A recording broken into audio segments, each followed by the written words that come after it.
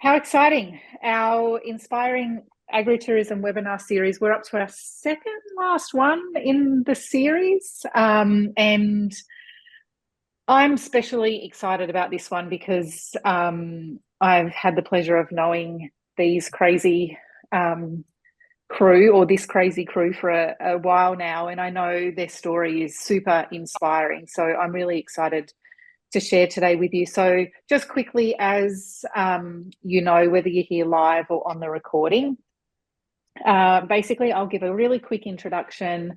Then I have some pre-prepared questions that I'll ask our guests, and then we open up for any other questions that anyone may have to ask.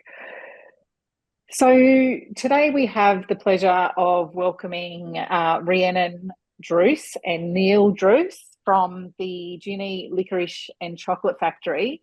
I'm going to just read a little bit of this bio. I know, Neil, I've known you for a long time, and you too, Rhiannon, but I think this captures just a really good snapshot of your story, and I might just add a little bit of my own into it.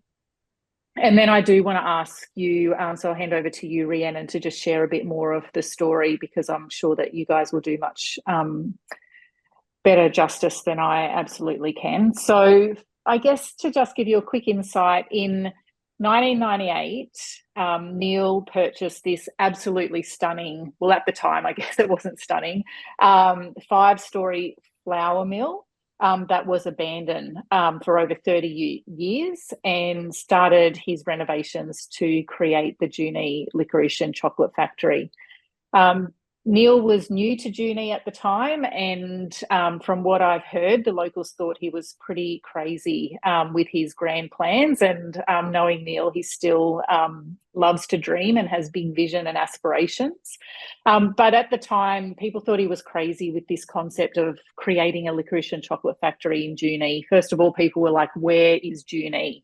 And let alone having a licorice and chocolate factory that Neil suggested would actually attract people from around Australia and also around the world. And that was the vision. So you could imagine, with this small town in the Riverina region of New South Wales, that at that time, and I know this from experience, it was pretty much seen as a railway town. So it was a dirty, dusty railway town, that was pretty much known for railway. And a little bit later on had a prison as well. So in terms of reputation, wasn't the best reputation. So when you talk about creating this tourism experience that would attract people from around the world, you could see why people thought Neil was a little bit crazy. But today at the Junee Licorice and Chocolate Factory, they're producing licorice and chocolate, I believe, 5 days a week, but you can correct me if I'm wrong, Rhiannon, and selling that Australia-wide and internationally. They're employing over 60 locals, which once again, that may be different with the current workplace environment that we're all suffering from. But they have things like guided tours, hands-on chocolate experiences. They've got a licensed restaurant. They do live music events, and loads of different things to engage the community, but also to provide a really immersive experience for visitors. Neil was also the founder, along with his family, of the Corowa Whiskey and Chocolate Factory further down south in New South Wales, because one crazy agritourism project wasn't enough.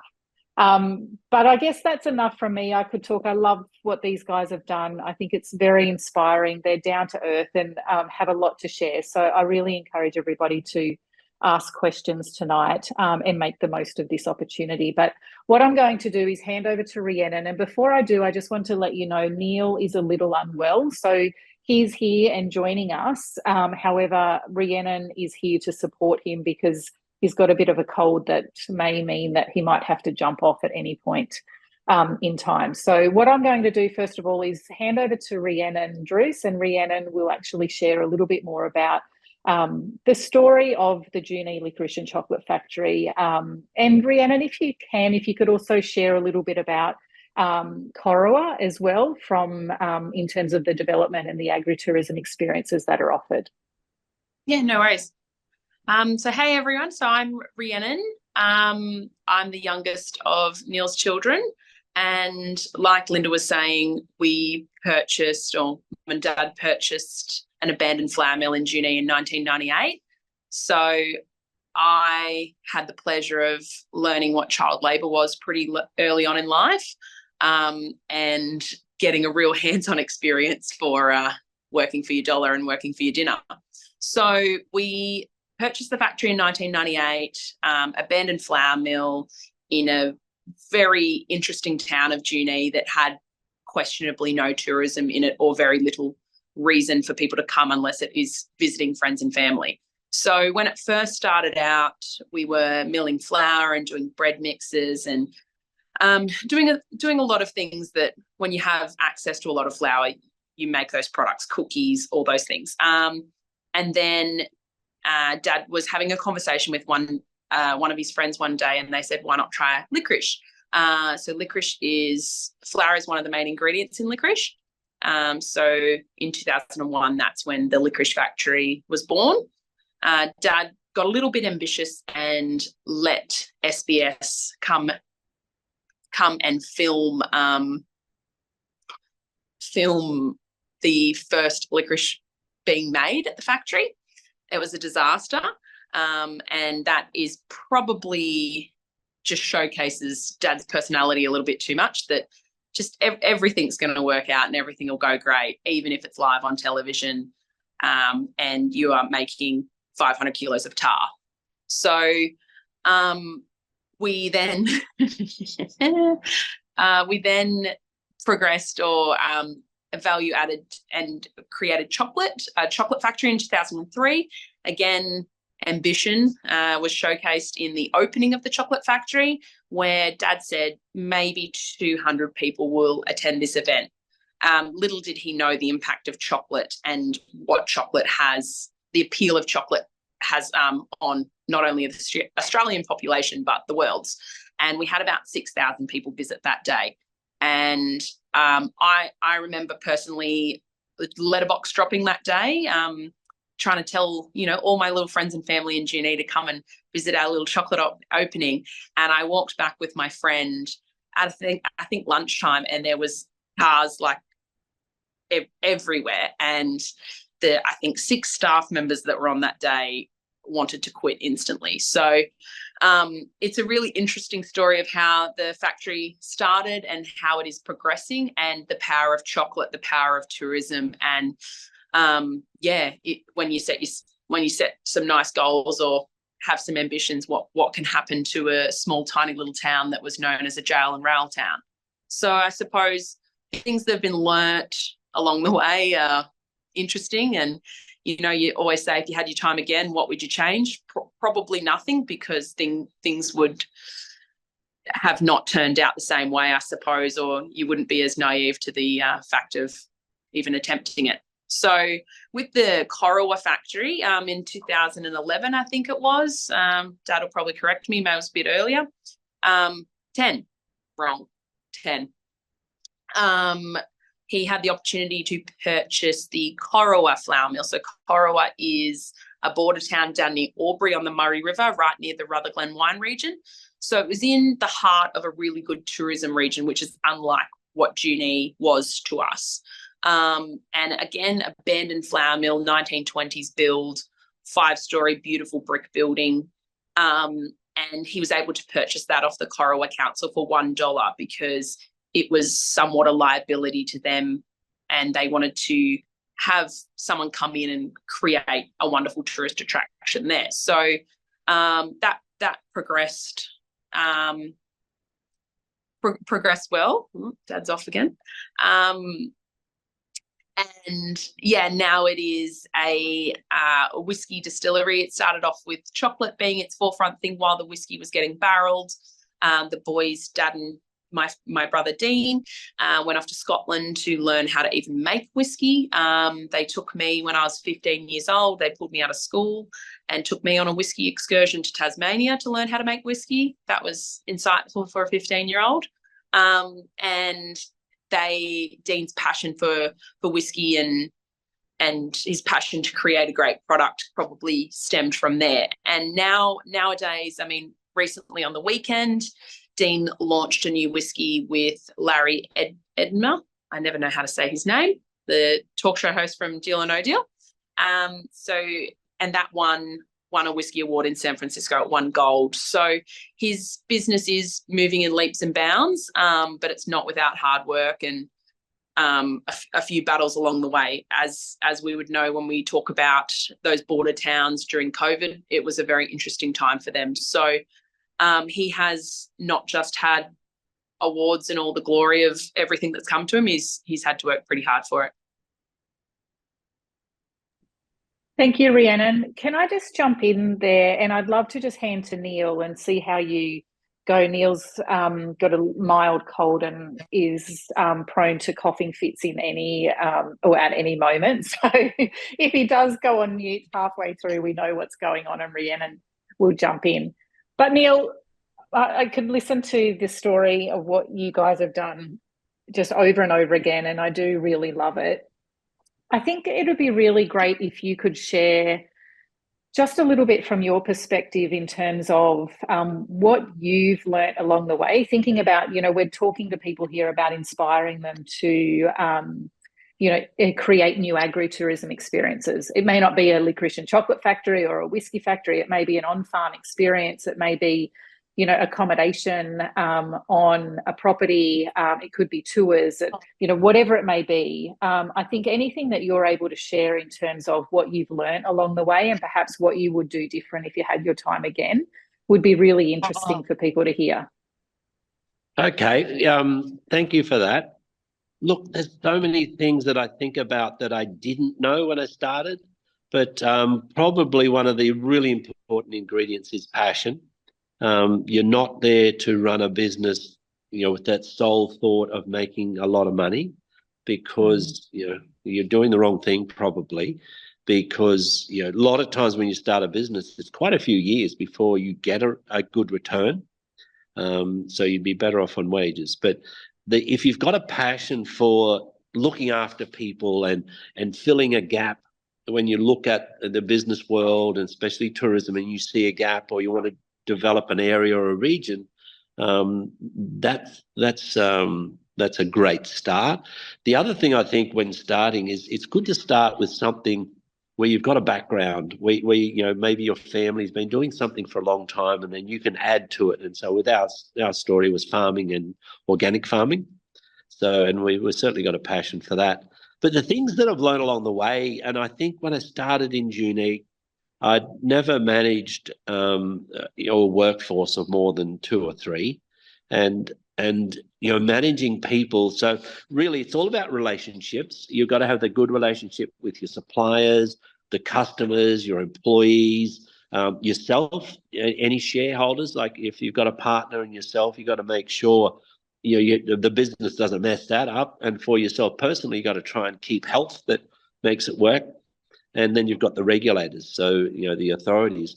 But one thing that I think I did initially was I expected all employees to work as hard as we did, and to be as passionate and excited about washing the dishes and cleaning everything up as much as we were. And I had to sort of realize, people have got other lives and they've got other passions, and they come to work, and they're happy to work, but they're not going to give.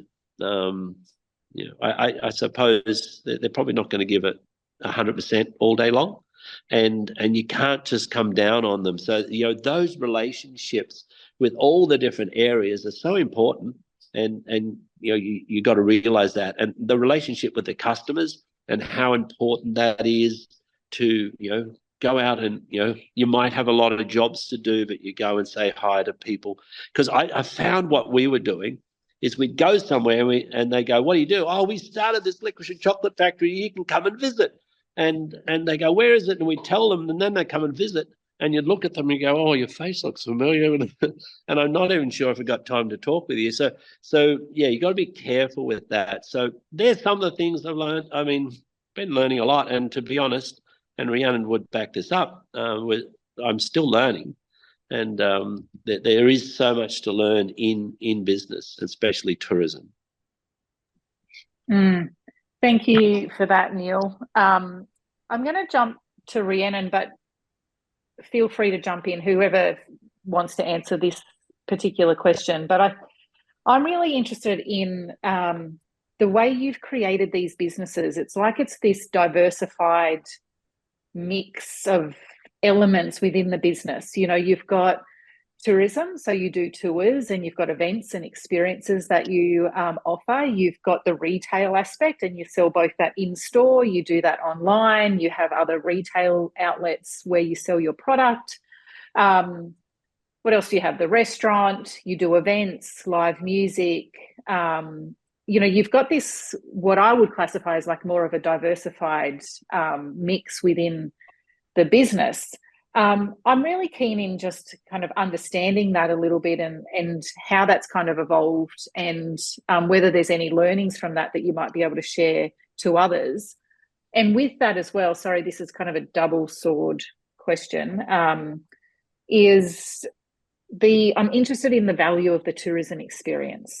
You know, how important it is for you to actually be able to offer experiences for people that helps encourage them to come back, to buy more product, to experience other elements of the business.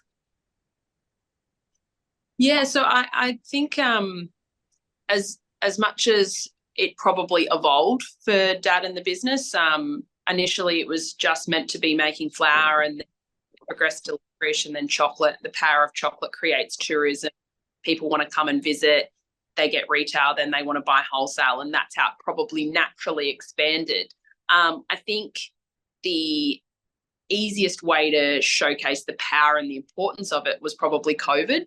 As much as we're sick of talking about COVID and its impacts and it's all these crazy things, if we were just a tourist venue without having retail and wholesale as predominant aspects of our business, or even the other way around, without tourism, the business probably would have folded or been in a very interesting situation.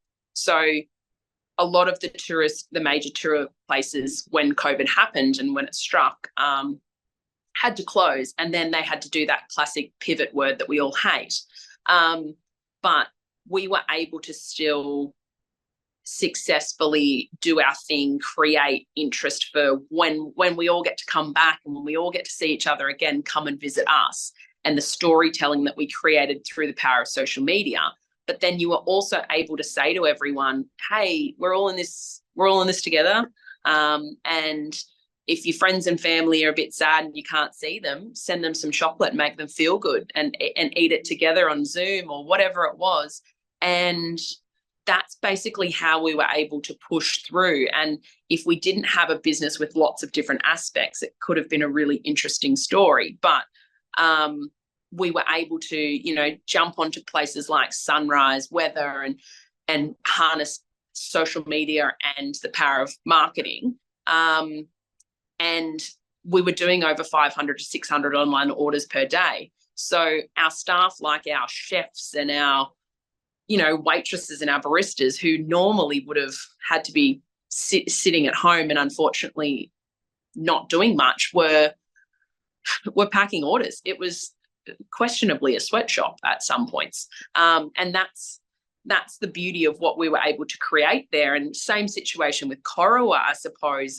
They're a tourism venue, and a town that was basically told by Victoria, we're not going to visit you. And then New South Wales kind of outcast them too, because they were too close to that border.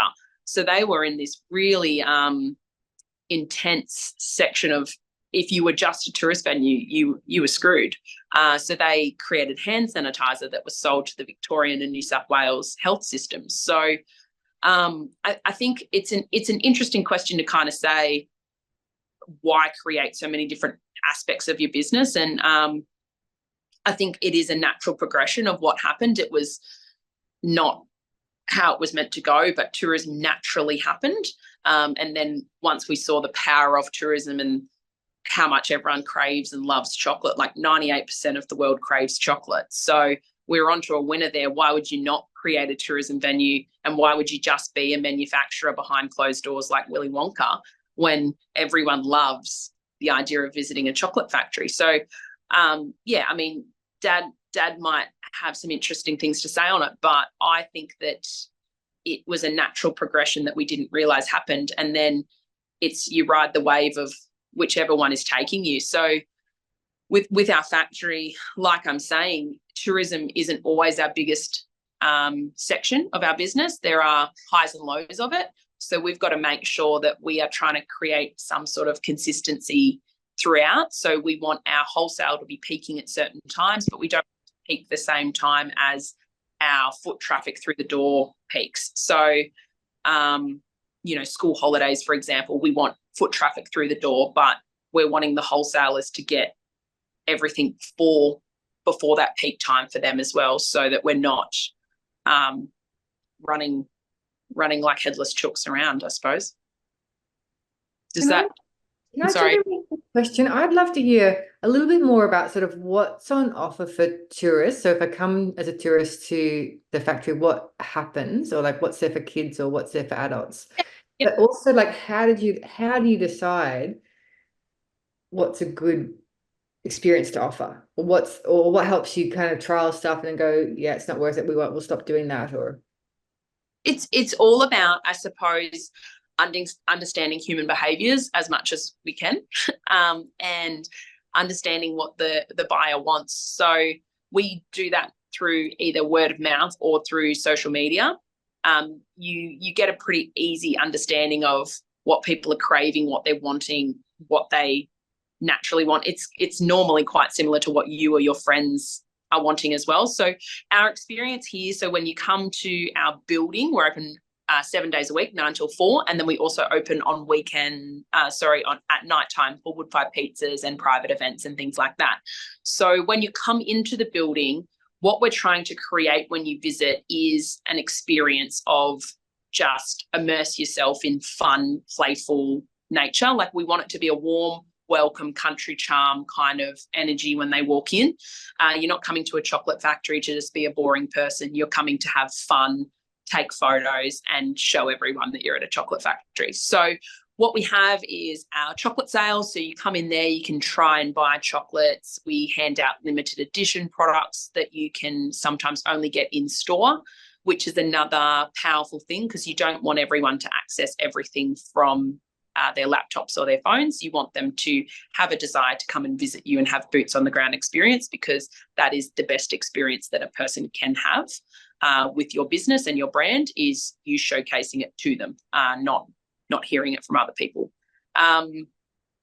But when you come here, you can also make your own chocolates, have a hands-on experience. So that's, putting your hands in chocolate, making a freckle, licking your plate at the end, and the freckle takes half an hour to set. So we normally recommend to people, while the chocolate is setting, go grab a hot chocolate. It's filled with real melted chocolate. You can have that chocolate overdose experience, chuck it on Instagram, do whatever makes you happy with it. And we create a really nice environment by having live music in the courtyard. So that just kind of sets the tone for you to enjoy the company of whoever you've come with, or if it's just, I suppose, yourself wandering around. We do guided tours, so you can learn about how the production, how many things we produce, how we produce it, and a bit of information and history on the building. But it's basically what we want people to do is when they come here, they leave happier or having a better experience than when they first came in, is the concept of it. And we are renovating at the moment with that particularly in mind. So our new freckle making area will be a really immersive experience. Chocolate, dangling from the ceiling, a very visually stimulating room, and prioritizing that at the front of our building rather having it at the back of the building, which is somewhat an afterthought at this point, because when people go somewhere, they want to do something, and they want to meet the maker, and they want to come back with something to show from their experience. They don't, as much as we had show and tell when we were 3 years old, we still want to do show and tell with our friends. We want to tell them what we did and show them, I made this, I did this, I'm the best. So that's basically what we're trying to prioritize with our new renovation, and putting a rooftop bar on top as well to create just another avenue of our business. So whether it is weddings or birthday parties and all those kind of things, the experience doesn't just stop when it's 9 to 4. We want it to keep going and to have a really, really fun time here with your friends and family. Wow. Rooftop bar. Come on. Going to be fun. Yeah, how cool is that? Now, if anyone has any questions, please feel free to drop them in the chat box or jump in. I just want to ask a question off the back of what Kushla just asked, Rhiannon and Neil. You've mentioned like a few times now, chocolate's a selling point, right? People love chocolate. What'd you say? 98% of people crave chocolate? Yeah, the world, yeah. What's wrong with that 2%? I don't know. That's weird. Anyway, I guess that's fine. So chocolate, you just mentioned then meet the maker, you have immersive experiences. I want you to be able to share with others, what would you say are the critical success factors for the business? You've probably touched on some of them in answering other questions, but you've been operating for a long time in a town that was not a tourism destination and not well known. It's like you've beaten all these odds, and yes, chocolate has helped. But what are the other things that have kind of led to the ongoing success of the business?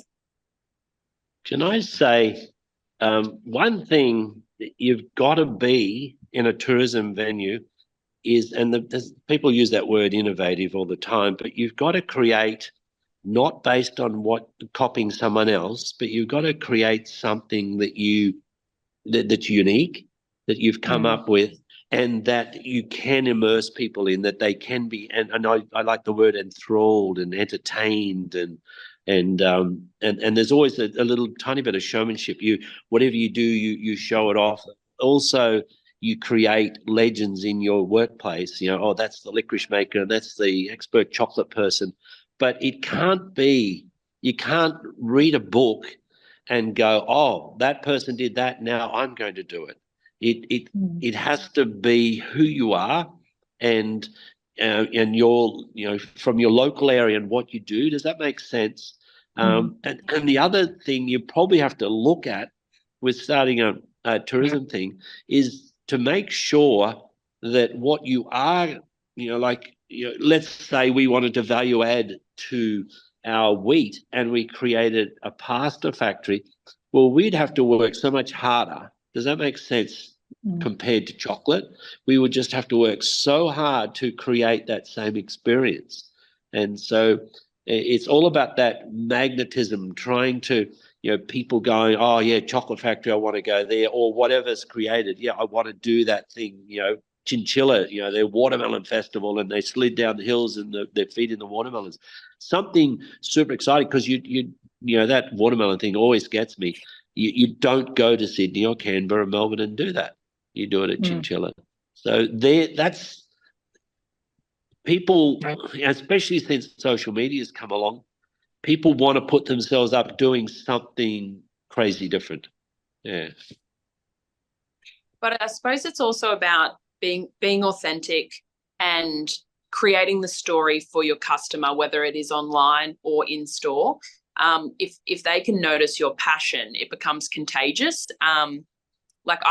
I yesterday went and saw the people that produce our coffee for our restaurant, St. Ali. And although they're in a warehouse in Melbourne and it could be quite a boring experience, the lady that showed me around was so passionately showing me all the different types of coffee beans and how it's roasted and all of that, that I became interested in something I didn't think I'd ever be interested in, because she was so interesting to listen to. And she created an experience for me, even though it was in a warehouse in Melbourne. So it's one of those things that you don't have to have the draw factor of chocolate. You just need to have an interesting story to tell and experience for the person to have. And then creating that through social media as well, or marketing and e-marketing, having a great website, putting yourself your best foot forward in the public eye, because it doesn't need to be, Sydney to Melbourne's just off the highway kind of experience. We are bringing people off that highway to come to Junee and put put it on their map as a destination, because they enjoy what we're putting forward to them. Are there partnerships? Because that sounds like you're bringing people, where do they sleep, or what do they do before or after? That's their problem. No, we have caravan parks and motels in Junee. That's probably one of Junee's hardest situations, is we can't house a bus group. So if you come on a bus trip, you can't stay in Junee because we can't divide you up even within Junee. So that's one of our disadvantages. But the thing is, build it and they will come kind of situation that you put the thing there and they'll figure out if they camp in their cars, if they stay in Wagga for the night, if they that is the consumer's issue to try and resolve with themselves. And sometimes the experience of going to the caravan park and, you know, potentially meeting a drunk person is half the fun of what happens. So, I mean, I personally have been to really interesting places and had some interesting things happen, and that is the story to tell, I suppose. Hey, Tom, did you have a question?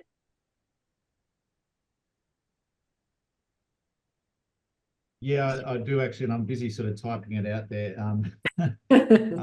Here. I was just interested in the bit about a couple of things really, but the bit about the good story, Rhiannon, I agree. It's all about the good story, that if you can, it helps sell your thing. But obviously, some people have got a better knack of understanding their story or telling their story, and often, you know, we're dealing with farmers who are really good at farming but terrible at telling their story. And I wonder if you ever had any help in developing your story, or if you ever tested out to see if you're not missing something. Any kind of thoughts there on that? Yeah, I suppose, I mean, my grandfather, Dad's father, was the first one to have the good story.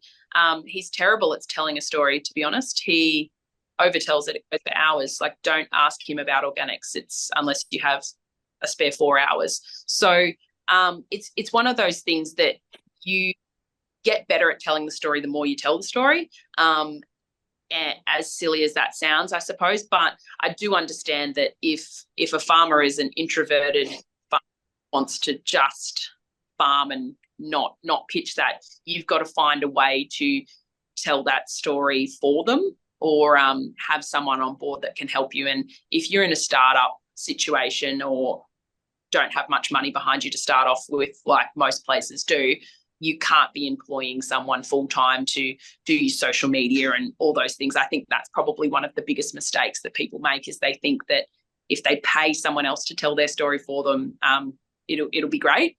And typically you don't get that authentic push when someone else is telling the story for you. So whether you don't have the good story to start off with, start trying to just test the waters as to, you know, saying a little bit about yourself. Like, as silly as it sounds, when you put your own face behind your brand, in socials, in e-marketing, all that, that's what gets the biggest engagement and the most respect.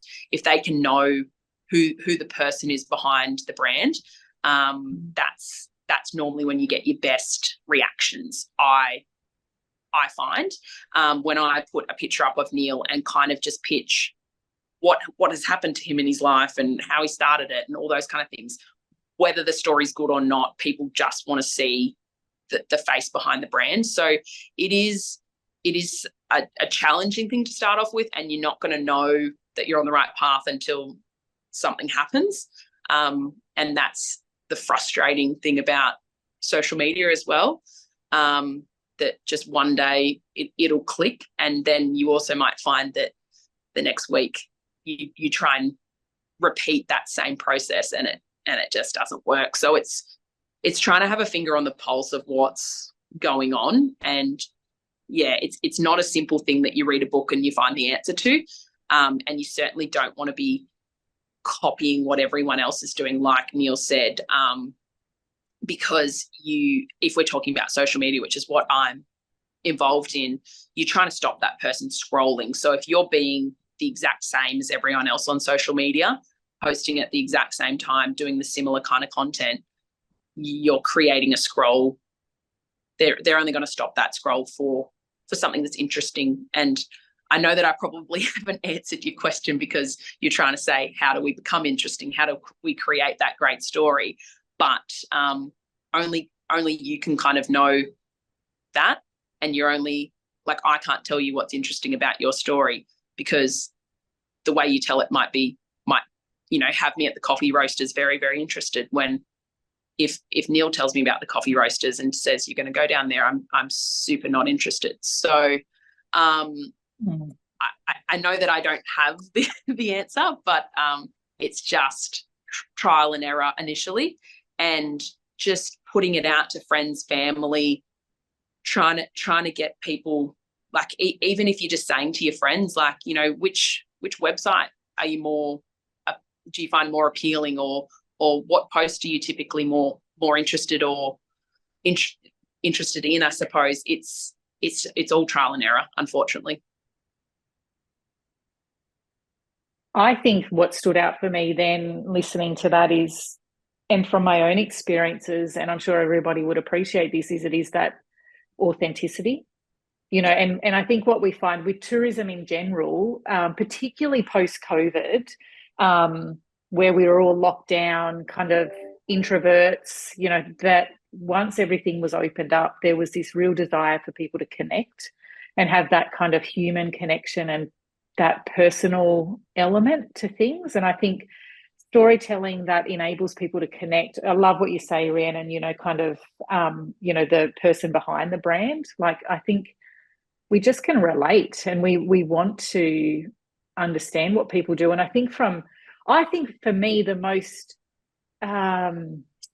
engaging farmers that I've had the pleasure of meeting through my time are ones that just authentically share their story. It's not polished. It's not, you know, I've been and, you know, had a marketing agency write this kind of bio for me. It's this authentic story of, this is who I am and this is what I love and this is what we do. You know, whether it's a sheep farmer out in Western Queensland or, you know, someone growing crops or veggies, like, it's, yeah, I think it's that authentic human that really connects. And you want the relatability. Like, sometimes, especially during COVID, when you know, we were very lucky in our area. We barely had a lockdown, and we remained very busy, so we weren't sitting at home watching Netflix. But what we were trying to create for people was a little bit of joy and a little bit of spark in their day. So if it was Neil dancing really badly, or just putting up a little video of all of our staff having coffee together and just saying, like, you know, wish you were here, or something like that. You just want that human connection that everyone was craving during COVID, and then we're craving so much post-COVID, and probably still are craving. We're only just seeing some of those repercussions of locking people in apartments nowadays. So you want to create that thing where, you know, you're an Australian run company and supporting a small business, and the importance of doing that, and the importance of seeing your own backyard ahead of seeing Bali, which is the power that has happened. And it's a great thing that has happened for tourism in Australia, because people are realizing, if we don't go and visit these places, they shut. So if you can, whether you're creating a new business or just wanting to elevate your experiences at the moment, it's a really interesting and fun time to be involved in it. But you've just got to step out of the guidelines and the boundaries of probably what you've been told about how to present yourself, and present it in a way that you genuinely are proud of how it is presented, and is different to how everyone else is presenting themselves, because you're not going to be noticed if you look exactly the same as everyone else. On that note around presentation, Jasmine had a question she chucked in the chat. Jasmine, do you want to read your question or ask it in your own words with a bit more context? Yeah, look, thank you.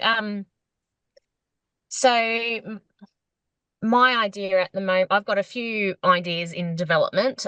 Two are actively in development and one I'm still in research phase on. And this particular one would be an on-farm flour mill, where we can, mill our own wheat that we grow on farm, as well as other people's wheat within our area. And yeah, again, telling the story and traceability. My biggest roadblock is finding the expertise and having people willing to share their knowledge. I find farmers in particular are very quick to keep everything close to their hearts, for fear of competition, whereas I see it the other way around where, we can leverage off each other, and create more relationships. So, I just wanted to see, if you dealt with that, when you were first looking at making licorice or flour, your whiskey and how you combated that. So I've actually started reaching out to people in Canada, because no one in Australia will even get back to me, emails, phone calls. Yeah. Okay, that's a great question, Jasmine. And we face the same thing. A lot of people are very, very fearful that someone else entering into that marketplace, even if you're in a different state, they feel like, oh, this is going to reduce my customers and clients and my income. So there's that natural thing. Obviously, if you do look at doing tourism, it should be a totally different viewpoint that you're going to bring more people. But when you look at, we had it when we started flour milling. We were lucky enough to have a couple of people that knew about it that we worked with. Then when we started licorice, confectionery is a very closed industry. They even talk about the confectionery mafia, that they make sure that they're controlling everything and old machinery gets destroyed rather than passed on. And definitely with flour mills, the mill that we are in, just to give you a little bit of background, they destroyed all the equipment and people were brought in with oxyacetylene to run across the rolls so that the equipment could be never used again. So there is that. Possibly the way around it, with milling is to, Google's such a good thing. You can look up and find out, some of the best mills in the world, and who you buy from, they will teach you. So one thing to remember, Jasmine, is there's a lot of a big smokescreen around how difficult things are. Milling and making confectionery and these things are way easier than the so-called experts let you know.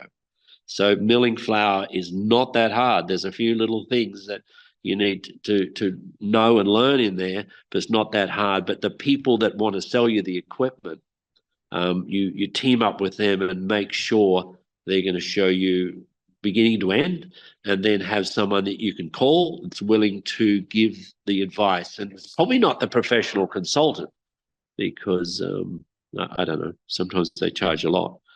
But does that answer your question, Jasmine? Yeah, thank you. I think I got sort of misled originally. I was chatting with a bloke from Sataki and he sort of had no idea really what he was trying to sell me. He was trying to sell me this big commercial machine doing 200 tons an hour. And I'm like, no, I'm talking a 2 ton an hour type thing, that doesn't need to be running 24/7 type thing. So I think originally, when I was in that stage of just talking to people, I came up against people who didn't know what they were talking about either. But as I've sort of delved a bit further, found some other brands available and okay. We've sold our mill now, but we used one from Denmark, and it was a stone mill. And you've got to sort of figure out who you're catering for. But people love the story of the stone mill, where you get more nutrition in your flour because they don't get as hot. But we used a Danish brand, and we had had a good run with it, and they were good at parts and things. So that, just for what it's worth, if you go to a steel roller mill, your story will be slightly different, but it'll still be good. And yes, you can get smaller ones that don't. You don't want to be running a mill once a month. Like you want to be able to produce what you need and probably run it once a week. But I don't know.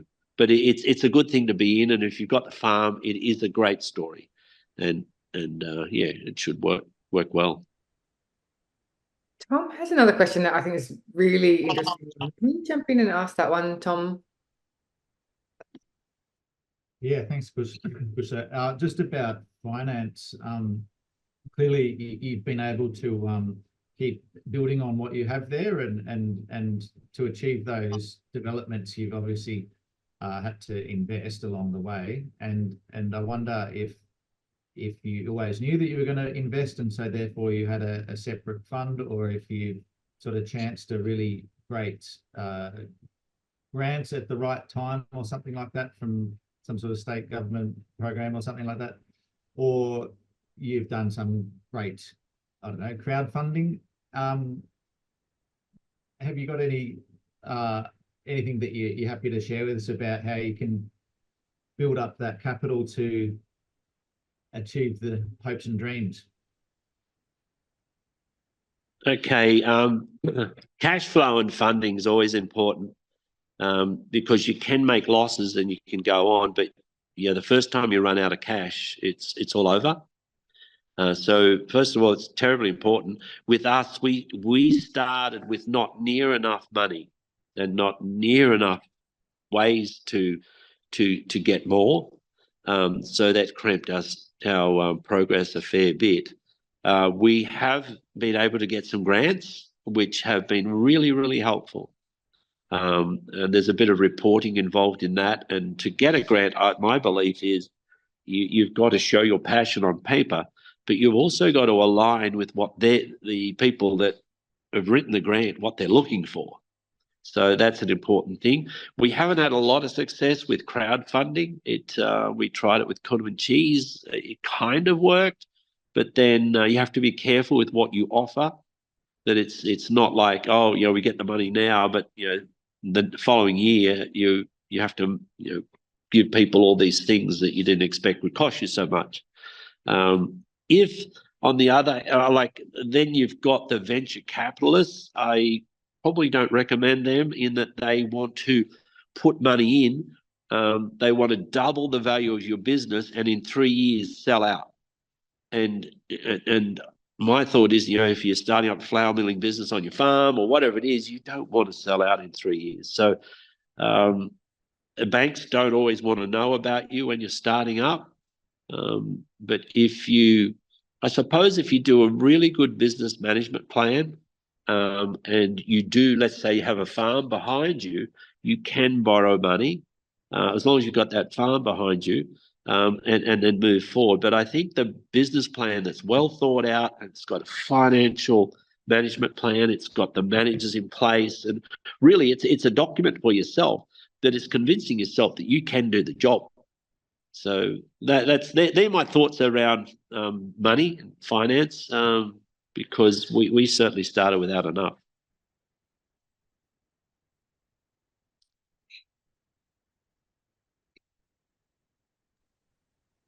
Anyone else got any further questions? Otherwise, I would love to jump in with one. I'll just give anyone a chance to jump in. We're just getting near the end of our time. Feel free to drop something in the chat box or jump in. But I want to ask a question I'm really curious about, actually. Obviously starting the Junee factory, and then you went on to Corowa. I know you've been involved in other projects as well, Neil. People that know you know that you like to dream big. You think big, you're visionary, you're a very creative entrepreneur. You also achieve great things as well. I I'm really interested to know what's next. And I mean, Rhiannon, you may jump in here. Like you've talked about the rooftop bar and all different things, but what's next for the Druce family in agritourism? Can you not ask him that?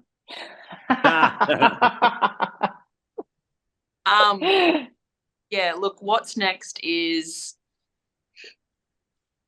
we went to a family wedding in Fiji about a month ago, and let's just say didn't board the plane back to Sydney. He went to Vanuatu, and now things have really rapidly changed. So I'll let Neil handle that aspect of that part of what's next. But the what's next, the factory that the customer can see is definitely we're enhancing our experience. Like I said, COVID probably got us to that point.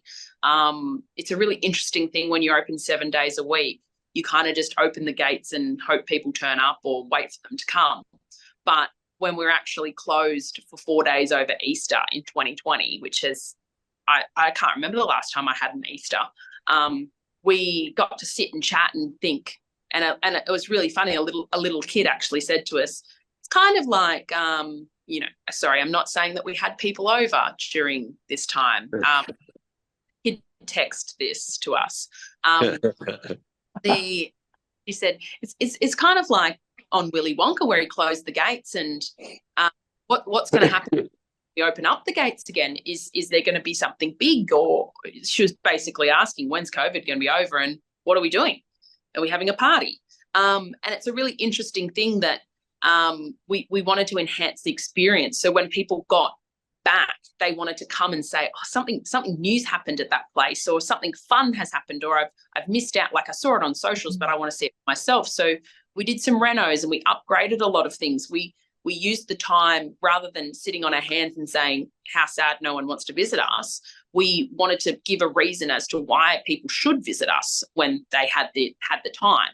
And then it became people visited in droves because of that human connection and the desire to experience. And then we looked and said, well, we need to make our business a bit stronger focused on the experience when they come and see it, not just, oh, look at them making chocolate behind the glass door. We want to make it ourselves. So expanding out that room, putting it front and center so that when that parent walks in with that kid or whoever walks in that door, they can't deny that they didn't know that they could create something with us. It's not up the back of the factory. It's right at the front. It's annoying for a parent with the nagging child. And that's the next step for the consumer when they visit us. I suppose the next step for people in a wholesale retail capacity is we're trying to expand internationally, and we're trying to expand our range. We're trying to expand limited edition products. So again, understanding human behavior, that when you say something's only around for a month or a day or a week or whatever it is, people want to buy it because they don't want to miss out. Everyone hates missing out, and everyone hates hearing that someone else got something that's no longer available to them when they've got the same amount of money and purchasing power. So that's the experience of what's next for the consumer. Neil's going to tell you a really interesting story about not coming home from Fiji with me. I can't wait. Right. Here's the thing. There's a world chocolate shortage at the moment. We're 35% under what the world wants in chocolate. So we need to get out and have a look at these places where they're growing chocolate. So I went to Vanuatu as purely a business trip, and I suffered greatly being there. So, but what I found over there was quite a few farms that are underproducing. And I'm talking about underproducing by 400%. And they've been quite... look, Vanuatu's had a fair hit, and I don't want to give you history lessons, but between 1830 and 1930, they lost 90% of their population, mainly due to disease. But then more recently, in 2015, they had a massive cyclone that wiped out a lot of their drying and fermenting facilities for the cacao bean. And they haven't, they've lost their motivation through that. And they haven't been back producing. They haven't been pruning. They haven't been taking care of their plantations. So, and in Junee we have 48 Vanuatu people, and they're the ones over here working hard, and we love them a lot. So what I'd like to do is get an interest in a farm. I found a farm that's 380 hectares. The average cacao farm is 4 hectares. Did you know that? Around the world. So they're very small rainforesty things. So to find a 380 hectare place that is not making a profit, and it should be producing 380 tons easily per year, but is producing 12 tons. So I'd love to be able to come in there. We know quite clearly what needs to be done, and the manager of that organisation says, I can't manage it. I'd like someone else to manage it. So we would love to be able to, not only does it secure our supply of cacao, but it does really help our story that we're working with people from the South Pacific and Vanuatu. And by the way, Australia doesn't seem to be able to grow good cacao. So this is something we have to do, but work with them, make sure the farmers are getting good income. So we've got that relationship. Then that the process of drying, that they don't burn wood under it and taint the chocolate. And, they do things really well, that they dry it enough where it doesn't go moldy, and then bring it out here. And then here at our facility, instead of just dealing with slabs of chocolate, that we would get the beans, we would roast them, we'd winnow them, which is crack them and remove the shell, and then grind it down, and we'd be bean to bar. So I'm excited about it because our chocolate story is going to be way better, and we will be. I don't know. Instead of it's sort of like getting sliced. The difference between getting sliced bread and putting butter on it to grinding the wheat into flour and making the bread from scratch and doing it yourself. Does that make sense? I knew there was something there. That's what I mean. See, dream big.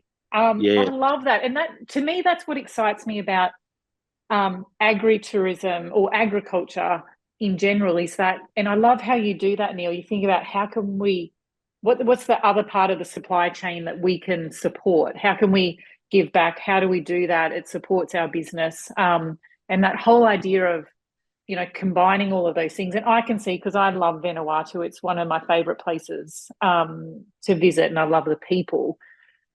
I can just see that becoming, even over there, as you're talking, I'm picturing this kind of experience, in Vanuatu, which is connected to Australia. And yeah, how lovely. Thank you for sharing that. I'm just going to step in here. I'm not poo-pooing the idea, but if we're talking about trying to find staff to get, your business off the ground, trying to find someone who can facilitate this. When Air Vanuatu folded recently, you can see who's the logistics person in this situation and who is the dream. It's a great idea. It's not logistics, it's just negativity versus positivity. Neil, talking about this later. Oh, so practical, Rhiannon. Yeah. I love it. I love the business for good aspect. I just think that's beautiful. And like you said, what a great story. Great story. I mean, I could market it to no end, but I like sleep. So we'll get there. We just might not get there at the pace Neil desires. Start with the rooftop bar, yeah? We are not starting an airline, Jasmine. Don't even throw that idea out. That idea, you're going to make him cough. That idea has already been pitched about purchasing an aeroplane. And again, it's a no for me. Oh, God, I love it. Look, we've used all your time. Anyone else want to ask any other questions? Is there anything in the chat box? Jasmine's onto it. You might have a partner here. She says you can call it the cocoa bean. You're playing. I'm ignoring everything that's happening. All right.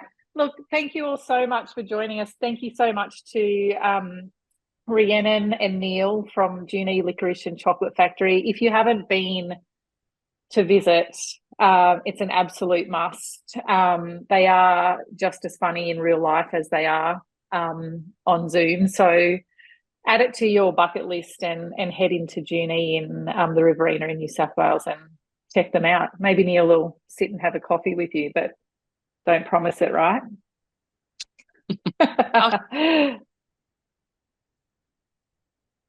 Thank you. Did you want to say something, Rhiannon?